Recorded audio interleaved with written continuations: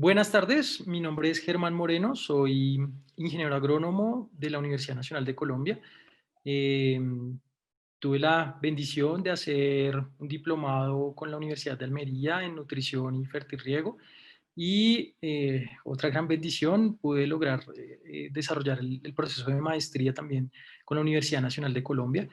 Hoy tengo la gran oportunidad de aportarle a Green Superfood como asesor en el área de nutrición vegetal. Eh, entonces, pues, gracias a esto tengo hoy la oportunidad de compartir este espacio con ustedes y de ofrecerles una información que creo será de aporte para el manejo de sus cultivos. Bien, iniciando, intentaré ir lo más rápido posible para abarcar la mayor cantidad de temas que podamos en el tiempo establecido. Entonces, como contexto, podemos ver que no tenemos una condición de acidez aislada, sino que al contrario, muchos países del mundo presentan este tipo de problema. Entonces debe estar entre nuestro concepto de manejo, nuestra proyección de manejo de fertilidad para poder llevar a cabo buenos ejercicios a nivel de productividad. Como siempre nos lo han mencionado, el pH está directamente relacionado con la disponibilidad de nutrientes. Unos se incrementan a medida o su disponibilidad se incrementa a medida que el pH es más ácido, otros se ven fuertemente afectados por el proceso de acidificación y beneficiados por suelos neutros o alcalinos, generando mayor disponibilidad de los elementos. Uno de estos pues es el fósforo, quien se ve fuertemente afectado por la acidificación del suelo y el otro extremo, que es la alcalinidad, también lo afectaría. Entonces, este es, digamos que una guía rápida para entender en qué pH estamos y con qué disponibilidad o qué elementos están sufriendo de mayor forma según el nivel de acidez.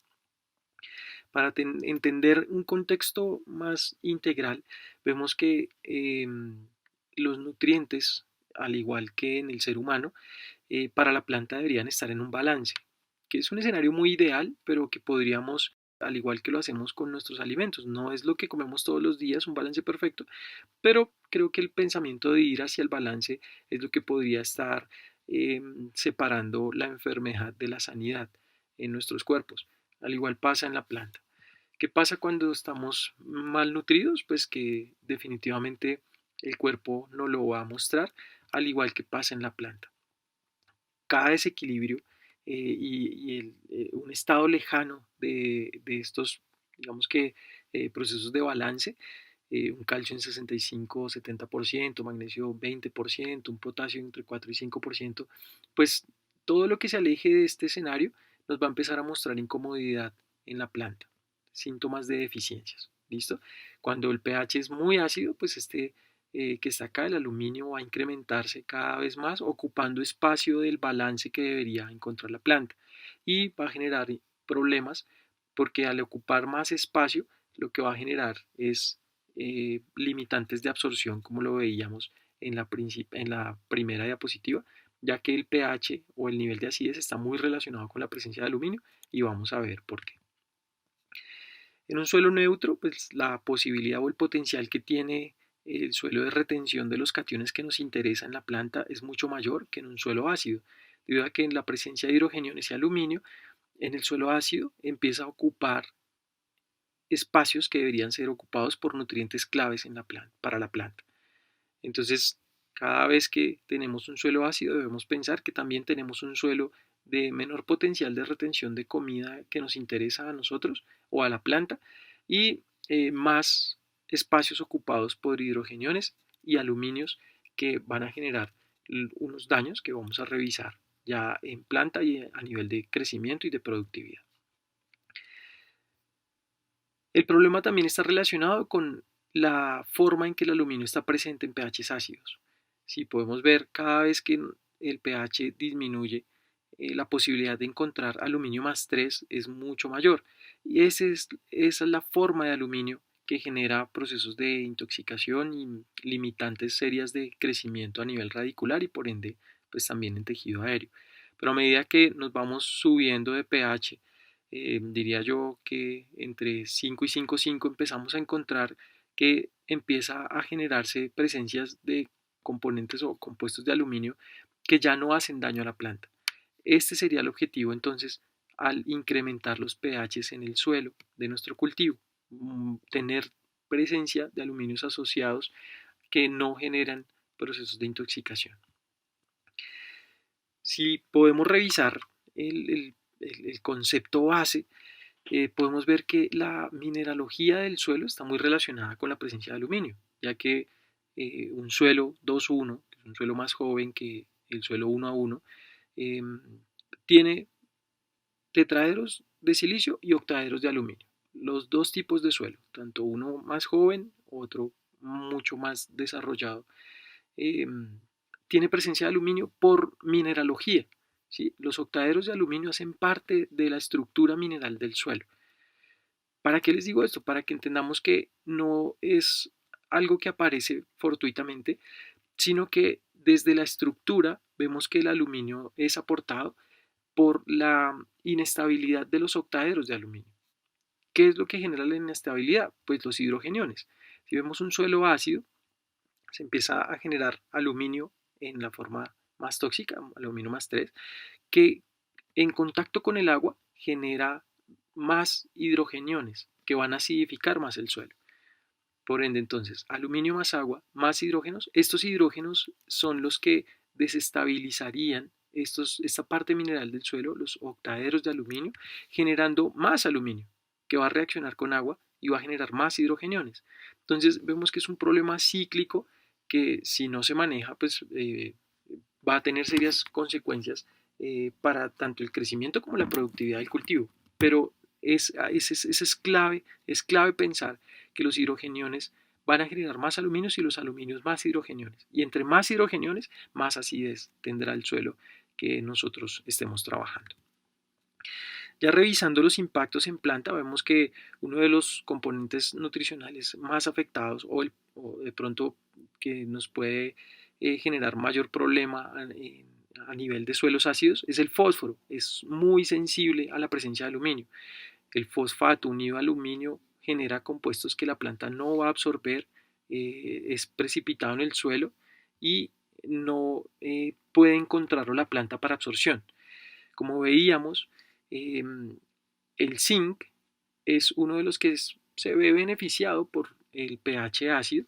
Entonces, este componente de acidez no solo va a afectar la disponibilidad de fósforo para la planta, sino la relación fósforo-zinc, que es muy importante para el crecimiento de nuestras plantas de cultivo.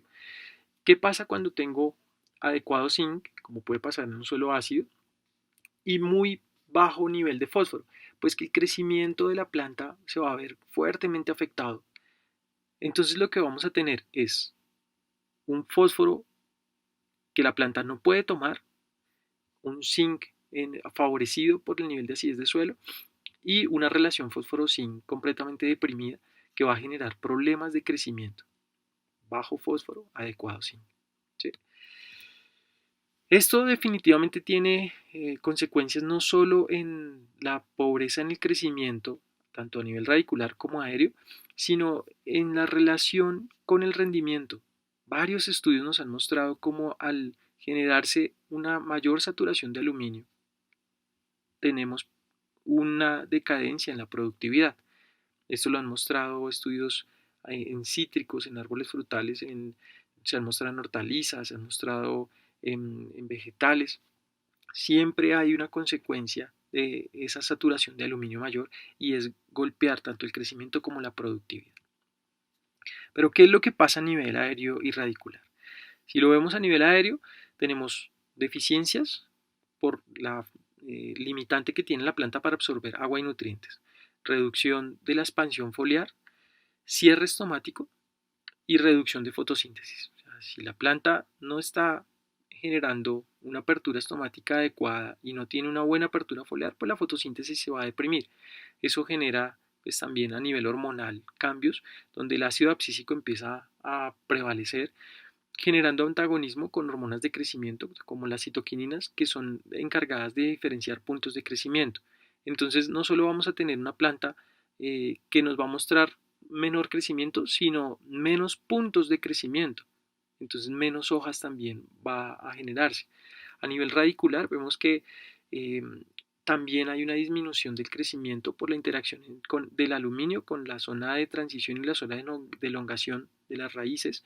Eh, y hay algo importantísimo a nivel hormonal y es que la presencia del aluminio inhibe el transporte y la señalización de auxinas de arriba hacia abajo.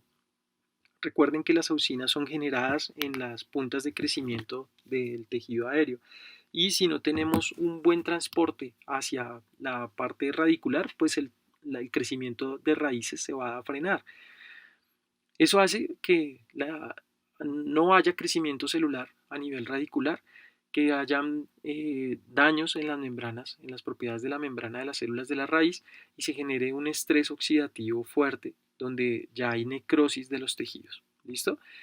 Entonces, normalmente podemos ver que los suelos ácidos nos muestran puntas de las raíces necrosadas por toda esta interacción que se genera. Este proceso de acidez no actúa solo, normalmente puede interactuar con otro tipo de estrés que la planta pueda vivir en ciertas etapas del año. Si revisamos qué pasa con acidez más estrés por temperatura o sequía, podemos ver algo importante y es, si me permiten, voy a dirigirme a esta parte de la imagen, que es no aluminio y no sequía para explicar una condición normal. Entonces, lo que tenemos aquí es la gráfica la forma gráfica de presentar lo que pasa a nivel de pared celular. Cuando hay una condición normal, el agua ingresa, ¿cierto? Hay crecimiento de la célula y extensibilidad o extensión de la pared celular, lo que genera crecimiento, gracias a una enzima que se llama siloglucano endotransglucosilasa. Perdón por el trabalenguas, pero esa enzima es clave porque es la que le da elasticidad a los siloglucanos y eso genera la posibilidad de que la célula crezca. Adicional, aquí hay algo importantísimo y es que el calcio se amarra a las pectinas o es estructural en las pectinas, que son las que mantienen unidas a los siloglucanos y a la celulosa. Si ese calcio no se presenta, la estabilidad de la pared celular, de las células como tal, empieza a decaer. ¿Sí? Entonces, ¿qué tenemos en un estrés por aluminio y por sequía? Por sequía, pues entendemos que el agua empieza a limitarse. Entonces ya no va a haber tanto ingreso o no hay ingreso fácil hacia las células y pues el crecimiento por ingreso de agua se empieza a detener. Adicional, el aluminio bloquea la enzima que le da elasticidad a la pared celular para crecer, que es a siloglucano endotransglucosilasa. El aluminio genera un bloqueo de esa enzima. Y adicional, también es completamente antagónico con el calcio y ocupa los espacios que el calcio debería estar ocupando, generando entonces falta de estabilidad estructural, porque nunca va a ser la opción, la función del calcio a nivel de pared celular, y no va a haber tampoco extensibilidad de la pared, no hay crecimiento por extensión. ¿Listo? Entonces, sí es un problema a nivel de crecimiento radicular que va a golpear definitivamente lo que pase a nivel de tejido aéreo. Si vamos a las fuentes de acidez, podemos revisar cómo la forma en que pongamos el nitrógeno va a generar una limitante a nivel de acidez o no, dependiendo de si estamos poniendo únicamente nitrógeno amoniacal. ¿Por qué? Porque el nitrógeno nítrico genera una reacción de alcalinidad a nivel de rizósfera, pero el nitrógeno amoniacal una reacción completamente ácida. Miren que si lo comparamos con los colores que nos muestran aquí en este estudio, los colores hacia morados son alcalinos y entre más claro el color es más ácido hasta llegar a pH 4,5. Si vemos la rizósfera impactada por nitrógeno amoniacal está completamente ácida. ¿Sí? Entonces la forma en que pongamos el nitrógeno va a generar también un proceso de acidificación de rizósfera. Entonces esa es una de las fuentes. La interacción con los elementos menores, lo que hablábamos, si ustedes ven, miren, entre más acidez, más zinc, más hierro, más manganeso. Y a medida que va cambiando el pH, pues estos tres elementos se empiezan a limitar. Entonces, esto no es decir solo voy a aplicar nítrico, porque económicamente sería muy difícil, pero sí voy a generar un balance donde pueda poner un porcentaje del uno y un porcentaje del otro dependiendo de lo que quiero ver a nivel de pH y lo que está pasando a nivel de pH en el suelo. Cada uno de los fertilizantes relacionados con el nitrógeno amoniacal tiene un golpe diferente en el índice de acidez. Si vemos el sulfato de amonio es el de mayor índice de acidez, seguido por la urea, después el fosfato diamónico, el monoamónico y el nitrato de amonio. O sea, cada uno tiene un golpe a nivel de acidez. Y esto pues va muy relacionado a lo que pasa con el nitrógeno amoniacal, que al pasar a nitrógeno nítrico por medio de bacterias que hacen ese trabajo, pues se generan 8 hidrogeniones que de una están bajando el pH, ¿sí? Entonces cada fertilizante va a aportar de forma diferente a esa reacción de acidez en el suelo.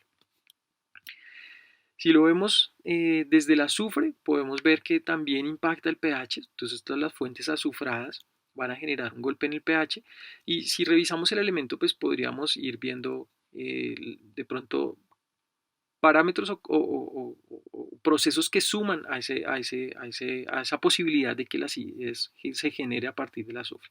Entonces, lo primero es que se absorbe en forma de sulfato, ¿listo? Es móvil en el suelo y poco móvil en la planta. Se toma por flujo de masa. Entonces ya aquí puedo encontrar que si por ejemplo tengo un proceso de estrés por sequía, ese flujo de masa va a estar muy limitado, entonces la posibilidad de que la planta acceda al azufre va a ser menor. Así yo lo fertilice. Entonces tengamos ese primer escenario. Entra por flujo de masa, debe haber movimiento de agua en la rizosfera para que él ingrese. El segundo componente es por prioridad en el movimiento a través de la membrana, el sulfato es el último en los aniones. ¿Sí? Si contemplamos cationes y aniones y la prioridad con que son absorbidos, en los aniones el sulfato sería el de menor prioridad a nivel de ingreso. Y entre los elementos mayores y secundarios es el último en acumulación en el tejido. O sea que si es un escenario para que él pueda acumularse en el suelo, más que ser absorbido por prioridad o por facilidad para la planta. ¿Qué pasa con ese azufre que se va acumulando en el suelo o que se mueve en el suelo? Pues que es el anión en segunda posición de mayor golpe en la conductividad eléctrica y acidifica el suelo por la conversión de azufre a sulfato que lo generan las bacterias tipo Tibobacillus, generando un aporte importantísimo de hidrogeniones y bajando el pH. Entonces los fertilizantes azufrados también tienen su golpe a nivel de acidez. La última fuente que quiero aquí comentarles, sin ser la última, es la materia orgánica. No quiero decir en ningún momento que no se deba aportar materia orgánica. En lo contrario, siento que nosotros debemos cuidar mucho la materia orgánica y mantenerla en un nivel mínimo para generar siempre un colchón. Esto tengo otro proceso también de charla donde explicamos toda la materia orgánica, qué hace a nivel de fisiología de planta, cómo se interactúa los procesos fisiológicos con la presencia de materia orgánica y microorganismos en el suelo. O sea, es muy importante, es demasiado importante. Pero yo diría que el aporte depende de qué nivel tengo en el suelo y cómo lo debo mantener, más que de aplicar materia orgánica indiscriminadamente. Y este es uno de los factores, es uno de los componentes acidificantes del suelo.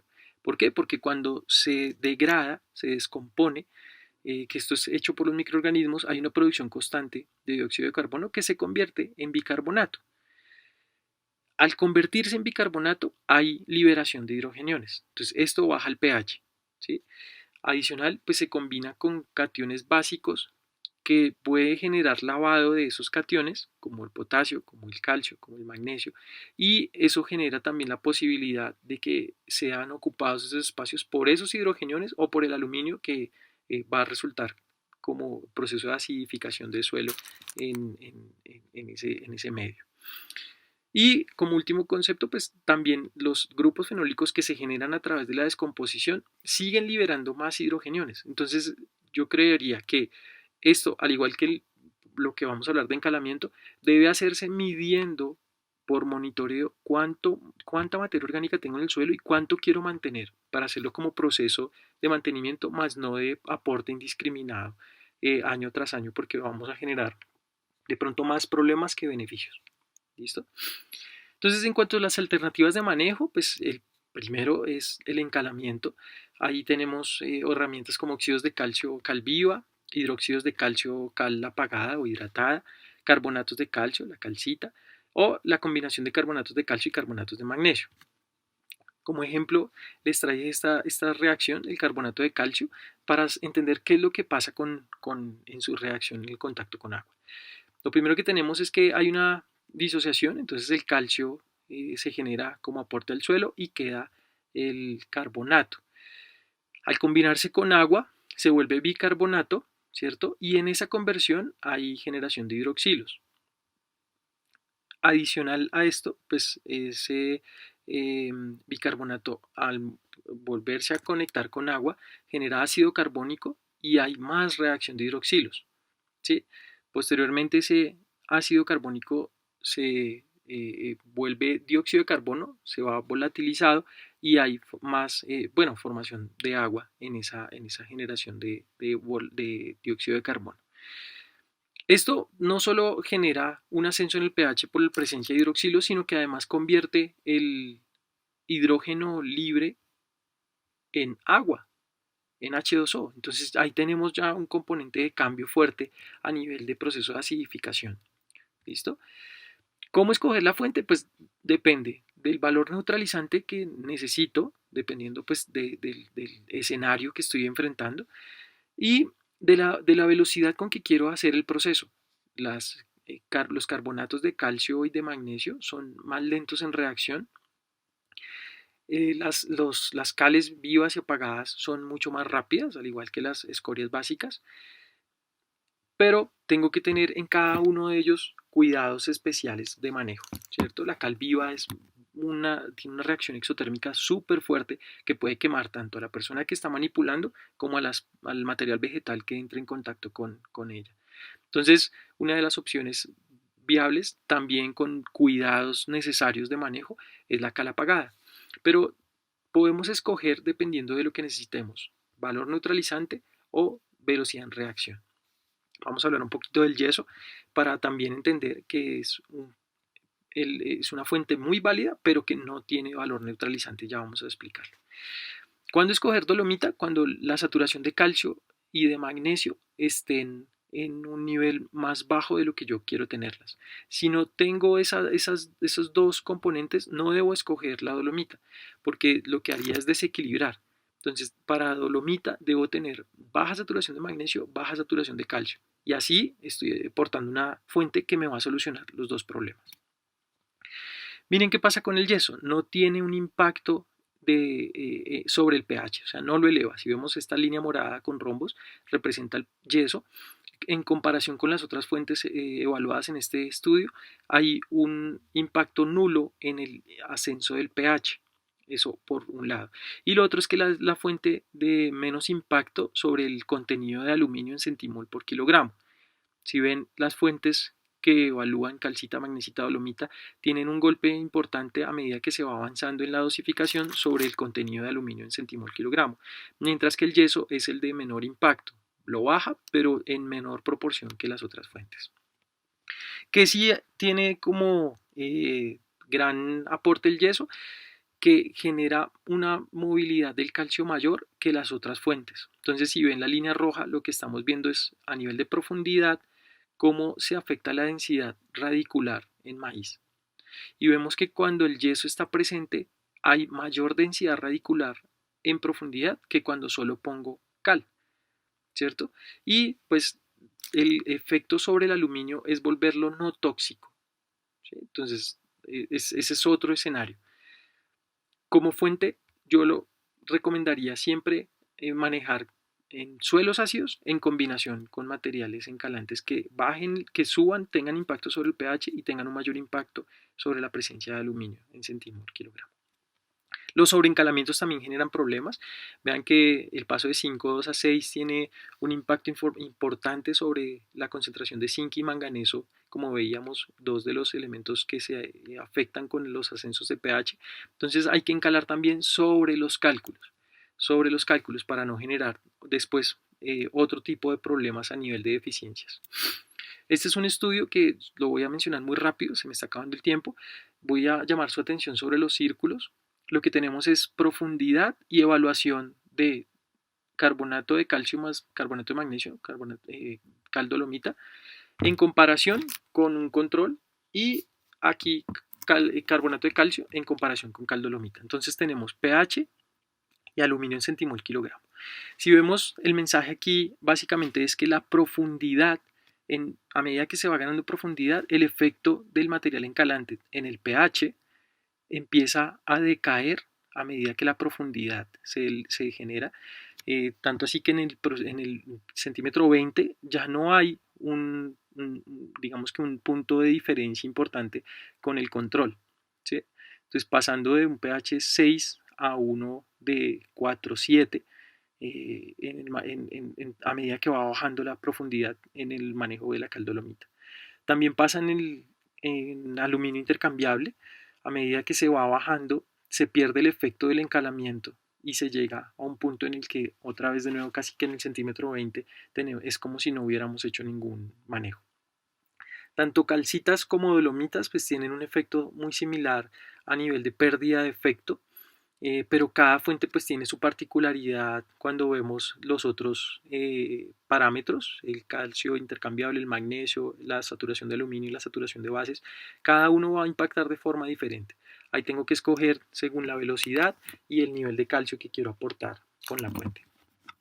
En cuanto a la dosificación, pues vemos que hay cálculos en la literatura.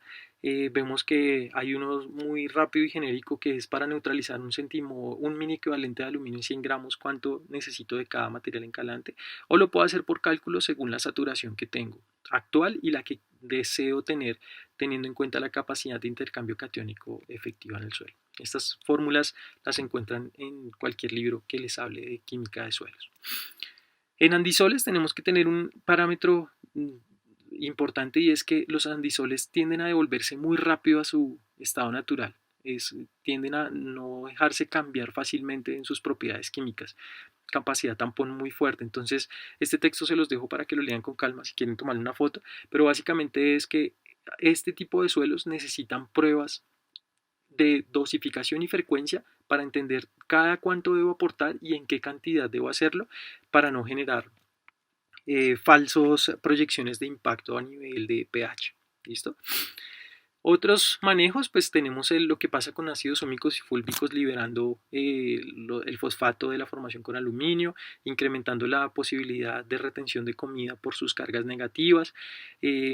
Tenemos su impacto importante a nivel de bioestimulación, funciona casi que como una hormona. En estas pruebas lo que se hace es comparar un control con ácido naftalanesético y ácidos ómicos fúlbicos, y la intensidad del color azul demuestra la movilidad de la hormona en la radícula. Entonces vemos que no solo engruesa, sino que además tiene un efecto importante sobre la cantidad de hormona que está presente en ese órgano, y genera un sustrato muy apropiado para bacterias, para microorganismos claves a nivel de salud del suelo. Entonces, entre más ácidos ómicos fúlbicos, más posibilidad de alimentarse, de crecer y de asociarse con microorganismos claves. Cuanto al silicio, pues tenemos un impacto importante a nivel de sanidad, que solo desde ahí pues tendría sentido aplicarlo, pero también tiene un efecto importante en la parte química porque libera el fósforo también, tiene una acción similar de romper las formaciones de aluminio y fosfatos o de hierro y fosfatos, y genera también una conversión de la forma del aluminio a hidroxialuminosilicatos, que son componentes que ya no tienen un efecto tóxico sobre la planta. Entonces, en cuanto a acciones prioritarias, lo que yo haría rápidamente pues es pensar muy rápido en el encalamiento, teniendo siempre un objetivo claro, que es subir la saturación o de calcio y magnesio, o de calcio solo, pero subir la saturación, desplazar el aluminio. Puedo hacerlo mezclando materiales encalantes y siempre tener en cuenta la saturación que tengo de cada elemento. Pruebas en campos, como le decía, pues hay que hacer dosificaciones diferentes, ver cómo está afectando las variables que nos interesa impactar, como el aluminio, el fósforo, el calcio. Entonces este es un ejemplo de un ejercicio que se puede hacer de forma rápida en campo. ¿Listo? Y los manejos complementarios, combinación de microorganismos con ácidos húmicos, fúlbicos, silicios líquidos, endrenchados, y tener en cuenta qué hacer con las fuentes, tanto de fertilizantes como los aportes a nivel de materia orgánica. ¿Listo? Entonces, discúlpenme encerrar así, estoy cerrando 10 segundos antes de mi límite de tiempo. Les agradezco muchísimo y estoy muy atento a las preguntas. Gracias.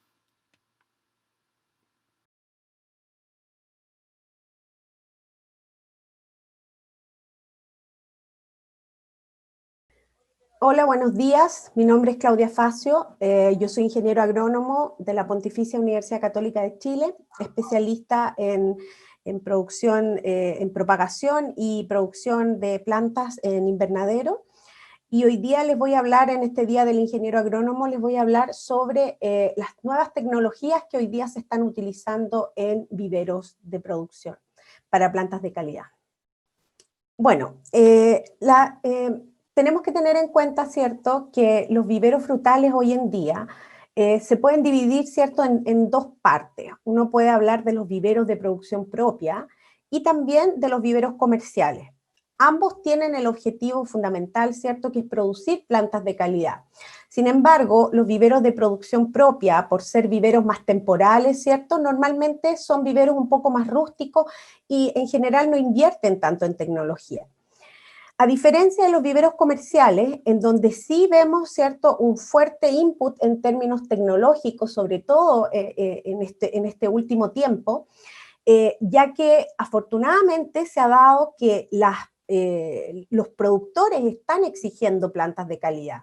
Sabemos, ¿cierto?, que las plantas son el inicio de todo el proceso productivo, son la base, y si contamos con un material de calidad desde un principio, esto nos asegura, ¿cierto?, el éxito o gran parte del éxito que podamos tener después en la producción. Una planta de calidad, ¿cómo la podemos definir? Una planta de calidad la podemos definir en términos de que sea una planta que nos asegure, por ejemplo, su genuidad varietal y sanitaria, aspectos muy importantes que hoy en día se están recién implementando. Vamos a ver el tema de los bancos de germoplasma, en donde el insumo fundamental, ¿cierto?, son las púas, las yemas, y en donde el tener este material madre que sea certificado, que sea libre de patógenos y que sepamos bien su variedad, es fundamental.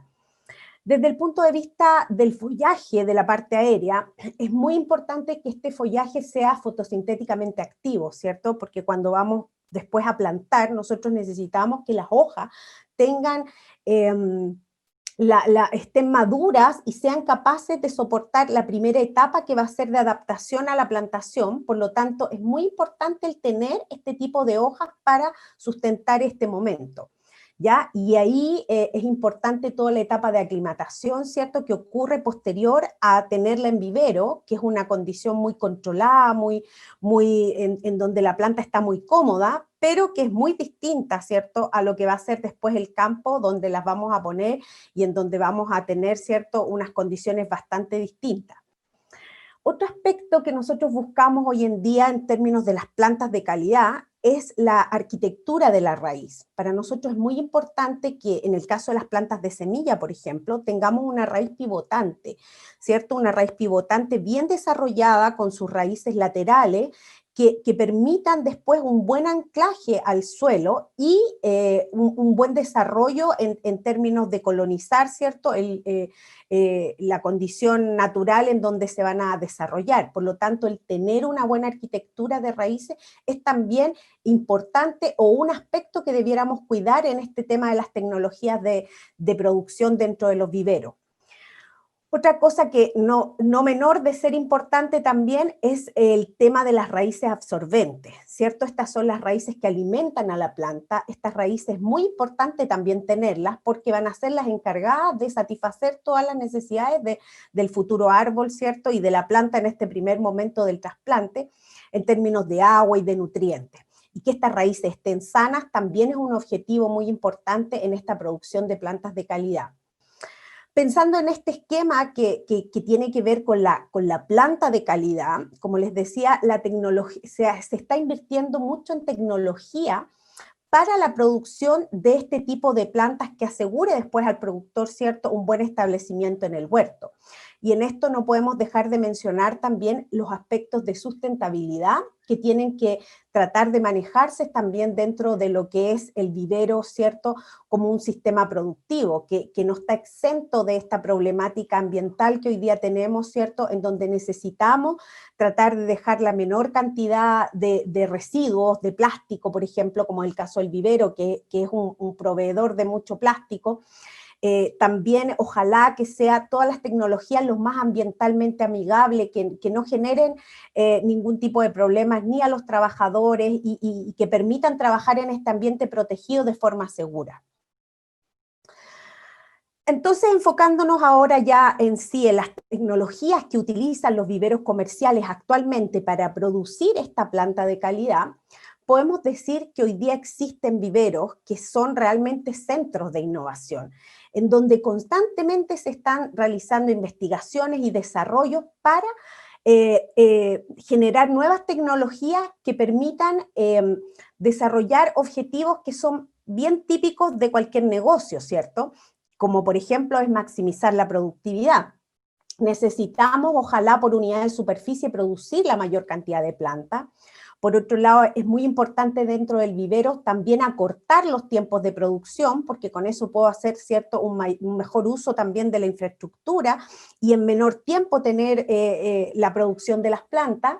La disminución, obviamente, de los costos de producción, que muchas veces en estos sistemas más intensivos son altos en energía, tanto lumínica, por ejemplo, o en el recurso hídrico, o en los niveles de fertilización que se aplican.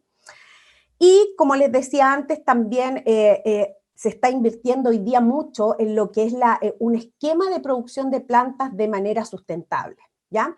Entonces, bajo este marco, vamos a empezar a desarrollar las tecnologías que hoy día estamos utilizando en estos nuevos viveros que hoy día existen y que permiten producir plantas de calidad.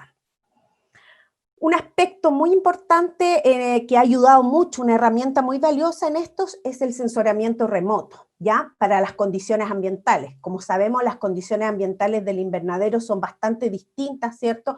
Aquí nosotros tratamos de mantener el ambiente óptimo para el desarrollo de la planta, que es totalmente distinto normalmente a la zona en donde nos encontramos. Por ejemplo, pensando en el caso de Colombia, ¿cierto? Podemos... un problema importante a lo mejor dentro de un invernadero va a ser el calor, ¿cierto? Entonces ahí tenemos que tener sensores que nos permitan saber qué temperatura tenemos al interior, qué humedad relativa también tenemos al interior, dos parámetros ambientales muy importantes para el desarrollo de las plantas. Otro aspecto que es fundamental es la humedad del sustrato, por ejemplo, que normalmente uno la ve, digamos, de manera muy no objetivas, es como la sensación que pueda tener alguna persona respecto de si está seco o no. Estos sensores que hoy día existen para plantas nos permiten saber la humedad y en base a eso definir los riegos.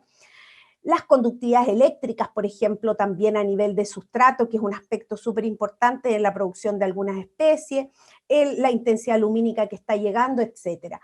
Todos estos sensores hoy día son una importante herramienta que se están utilizando, una herramienta tecnológica y que nos permiten hacer que la planta esté más cómoda y también a la vez el que nosotros no tengamos que estar con tanto personal al interior.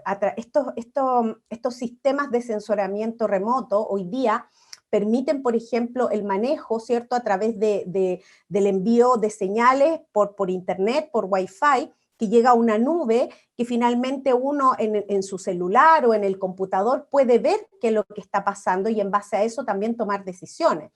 Eso sobre todo es importante en un vivero, ¿cierto?, los fines de semana o a veces en la noche que puede helar o en el día puede hacer mucho calor. Entonces, a través de estas herramientas que, por ejemplo, entregan alarmas o avisos, nos permite manejar mejor este ambiente y el tener, ¿cierto?, una mayor eficiencia en este proceso. Además de que nos da una analítica, ¿cierto? Y podemos predecir, saber, ya, si estoy bajo esta temperatura, a lo mejor voy a crecer menos, entonces tengo que hacer algo para aumentar la temperatura, o lo mismo con la humedad relativa. Y además nos permite el control automatizado, ¿cierto? De las labores, en donde, como les decía antes, no tengo los fines de semana a lo mejor que tener una persona que vaya a abrir el invernadero o que vaya a regar, sino que a través de automatizaciones yo poder definir que se riegue o no, y que se abran las ventanas, por ejemplo. Aquí, dentro de lo que es control ambiental, por ejemplo, hoy día hay mucho uso de lo que son las ventanas cenitales, por ejemplo, que son automatizadas. Entonces, en la medida que, por ejemplo, estamos dentro de un invernadero y aumenta mucho la temperatura, hay un sensor que las detecta y un motor, ¿cierto?, que las abre para mejorar la ventilación y a la vez eliminar el aire caliente. También está el uso de las mallas, ¿cierto?, de colores, que hoy día están cada vez más de uso, que nos permiten también mejorar la eficiencia de la fotosíntesis al interior del invernadero, y también, obviamente, el sombreamiento, la baja de la temperatura. Estos sistemas también hoy día están controlados a través de sensores que permiten definir, ¿cierto?, la intensidad lumínica o la temperatura y activar el que se abra estas mallas. También tenemos sistemas de humidificación de ambiente, que eso también en algunas especies es muy importante, donde nos baja mucho la humedad relativa y necesitamos aumentar la humedad relativa. Hay sistemas de fog, por ejemplo, que tiran estas nubes, esta especie de neblina que permite, ¿cierto?, aumentar la humedad relativa y también bajar la temperatura al interior del invernadero. Otra tecnología que está siendo súper importante en el uso, en la producción de estas plantas de calidad que les comentaba anteriormente, son las macetas. Ya el concepto antiguo que teníamos de maceta de plástico, la bolsa negra, que genera mucho residuo además, y que tiene muchos problemas, como por ejemplo este problema que es realmente grave a nivel de viveros, que es el entorchamiento, el enrollamiento de las raíces, ¿cierto?, que se produce porque, por ejemplo, no hay más espacio y entonces las raíces empiezan, ¿cierto?, a enrollarse, y eso finalmente va a ser muy detrimental cuando yo plante esta planta, ¿cierto?, en el campo, y esta planta tenga una conductividad hidráulica y de alimentos y de agua muy mala por tener este enrollamiento. Entonces, hoy día, ante esta situación, afortunadamente están apareciendo nuevas alternativas para evitar estos problemas. También muchos problemas de drenaje se producen con las bolsas, ¿cierto? Y están apareciendo macetas que tienen la gracia que, si bien son de plástico, pero son reciclables, o sea, el agricultor las podría utilizar y después devolverlas, por ejemplo, y se pueden utilizar varias veces, y con eso disminuimos, por ejemplo, el tema del uso del plástico, ¿cierto?, que queda ahí dando vuelta y que cada ciclo es lo mismo. Estas macetas hoy día están viniendo con una tecnología especial de ranuras y también de hoyos, de apertura, de manera de evitar este enrollamiento, y que también permiten el dividir más, el generar más raíces finas, y que por lo tanto eso también ayuda al crecimiento más rápido de las plantas. Otro tipo de tecnología de contenedores o materas son los de fibras naturales también, que en este caso son muy útiles porque yo no tengo que sacar nada, yo hago el desarrollo en estas macetas, por ejemplo, y después las pongo en el hoyo de plantación y me olvido. Aquí no abro nada, no hay ruptura de raíces, porque la planta se planta con su misma maceta, que es biodegradable. Después las raíces, esto se descompone y las raíces empiezan a salir por entre medio, por ejemplo, de la fibra. Otro tipo de macetas que se están utilizando también en esta misma idea del reciclaje o de lo que tiene que ver con la biodegradación, son macetas de un tipo de tela especial que también es biodegradable y que permite también un óptimo desarrollo al interior de la maceta de las raíces, y que además ahora vienen con asas, lo que permite, por ejemplo, los frutales, que son de peso importante cuando hay que transportarlos dentro del campo, vienen con asas que permiten hacer una mejor movilidad de esto. Entonces, Afortunadamente hoy día la industria tecnológica para el vivero ha desarrollado muchas herramientas que hoy día nos están haciendo aumentar los rendimientos y tener plantas realmente como las necesitamos.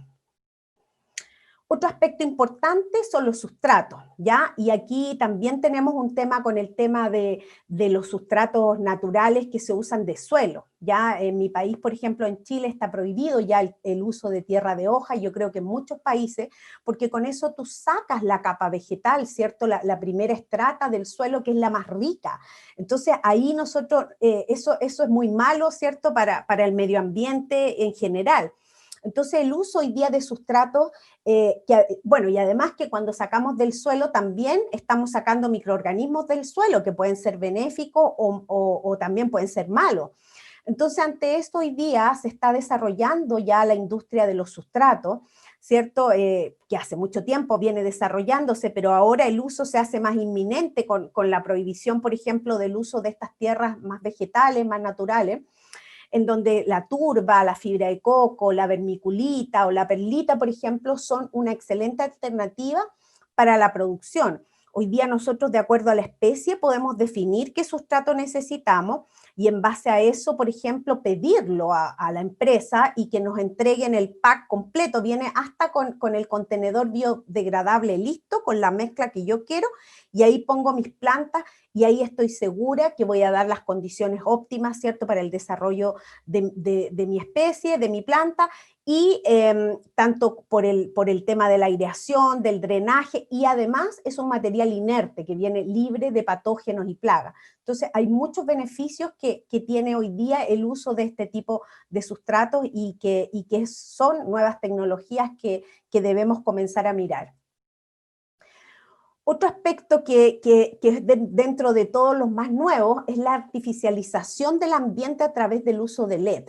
¿Ya? Sabemos que la luz solar que llega al espectro de luz, no todo es utilizado por la planta, ¿cierto? Solamente una parte de ella es la utilizada por las clorofilas, que son las encargadas, ¿cierto?, de captar la luz y transformarla después en fotosintato. Sabemos ya que los espectros de luces específicos que son utilizados para la luz son muy pocos. Aquí podemos ver en el gráfico, ¿cierto?, algunos pics de azul y de rojo. Y si nosotros tomamos solamente a través de la artificialización, entregamos solamente esa luz que es relevante, con eso podemos hacer mucho más eficiente el crecimiento de las plantas, ¿ya? Entonces lo que hacemos es artificializar el invernadero con el uso de luz para entregar solo esa luz que es la que aprovechan las plantas, y con eso además podemos controlar ciertos procesos que desarrolla la planta. En viveros, por ejemplo, nosotros en el caso de los frutales nos interesa desarrollar harta masa foliar, a lo mejor un tronco más grueso, más fuerte. Eso lo podemos hacer, por ejemplo, a través de la intensidad, a través del espectro de luz azul, ¿ya? Y entonces con eso generamos que la planta venga con un desarrollo que yo quiero a través del uso de luz, ¿ya? Vamos a ver acá unas fotografías como hoy día se están usando en invernadero. Se pueden poner como focos, ¿cierto? O también podemos poner estos como tubos fluorescentes que llevan, en vez de tubos fluorescentes, digamos, son tubos de LED, que me entregan la longitud que yo quiero en base al proceso que yo estoy viviendo. Por ejemplo, en el caso aquí son unas vides que están injertadas, yo puedo manejar la longitud de la luz para que haya una mayor eficiencia en lo que es el prendimiento del injerto. También puedo manejar espectros de luz para lo que es el enraizamiento, por ejemplo, o para la floración, para el crecimiento vegetativo. Esto se está utilizando mucho también en cultivo in vitro, porque también ahí permite la multiplicación más rápida. También en la etapa de aclimatación, sobre todo de las plantas in vitro, también podemos utilizar el rango de luz que permita, por ejemplo, que la hoja, ¿cierto?, sea más gruesa y que por lo tanto tenga una mejor aclimatación después cuando sale a la condición natural. ¿Ya? esta tecnología de luz está pensada en el aumento de la eficiencia en los tiempos, ¿ya? De los procesos, como pueden ser estos del prendimiento, del enraizamiento, y con eso, ¿cierto? Estamos disminuyendo los costos y estamos aumentando la productividad, disminuyendo las pérdidas, por ejemplo, en aclimatación, disminuyendo las pérdidas por fallas de injerto, por muerte de hoja, etcétera.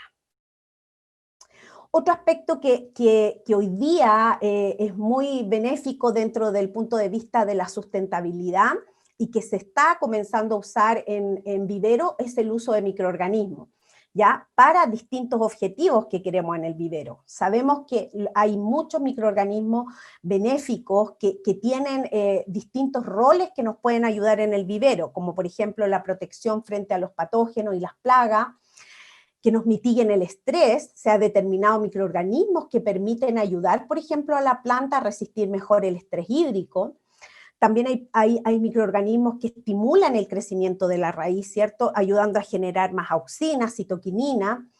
También hoy día se están utilizando mucho los microorganismos para solubilizar nutrientes, para hacer más eficiente el uso de la fertilización, por ejemplo, al dejarlo más soluble y hacerlo más disponible rápidamente para la planta.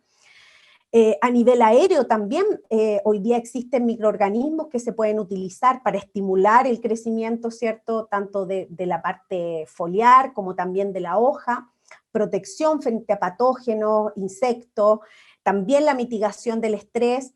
Un microorganismo que se está utilizando mucho, ¿cierto? Es Rhizobium, que tiene que ver con la fijación de nitrógeno, que hace más eficiente eso y nos permite disminuir, por ejemplo, el uso de fertilizantes a este nivel. ¿Ya? Aquí vemos la foto de una planta micorrizada. Las micorrizas, por ejemplo, es un microorganismo que se está utilizando también mucho a nivel de vivero y que nos permite, ¿cierto?, generar esta masa radicular importante, muy colonizada. Ahí podemos ver la micorriza que está creciendo, se produce una simbiosis, ¿cierto?, con la raíz, en donde ambas se ven beneficiadas. Entonces, esta tecnología es muy buena desde el punto de vista de lo que yo les comentaba antes, de la sustentabilidad, y ahí encontramos productos como biofertilizantes, biocontroladores, que también se pueden usar, ¿cierto?, para plagas al interior del invernadero, degradadores de materia orgánica y bioestimulantes de crecimiento. Y aquí encontramos un amplio rango que va desde la bacteria, ¿cierto?, Rhizobium, Pseudomonas, Bacillus, hongos como el tricoderma, que es un hongo que estamos utilizando bastante hoy día en vivero, Bauberia bassiana, Metarium, el Ascophyllum, ¿ya? Que son microorganismos que hoy día están disponibles como productos, y tanto biofertilizantes, biocontroladores, y que podemos usar y con eso disminuir, ¿cierto?, nuestros residuos que estamos dejando tanto en el ambiente como también a nivel de suelo. Por último, un aspecto que creo que es fundamental, que tiene que ver con esto de uso de tecnologías, tiene que ver con la utilización de planteles madre certificados. Y aquí la tecnología entra desde el punto de vista de que debemos tener, ¿cierto?, nuestros planteles madres que estén caracterizados desde el punto de vista genético, hacerle análisis genético para saber efectivamente qué variedad o qué portainjerto es el que estamos vendiendo y asegurar esa característica al productor, ¿cierto? También que esté sanitariamente sin ningún problema. Normalmente lo que se hace a nivel de vivero, ¿cierto?, es el sacar yemas, por ejemplo, o púas de los huertos, cosa que implica el diseminar, por ejemplo, enfermedades que puedan tener en los huertos, y eso obviamente que va a ser muy malo en el caso de un vivero comercial tecnológico. Entonces es súper importante el tener, ¿cierto?, estos planteles madres que sean certificados idealmente con un alto estándar fitosanitario y que finalmente nos permita llegar al nivel de una trazabilidad importante para darle al productor en el sentido de decir, mire, este árbol fue producido con tales condiciones, viene de tal plantel madre, etcétera. Eso a grandes rasgos son las nuevas tecnologías que hoy día estamos usando en fruticultura, en viveros de frutales, y espero haber sido clara en las explicaciones. Muchas gracias por su atención.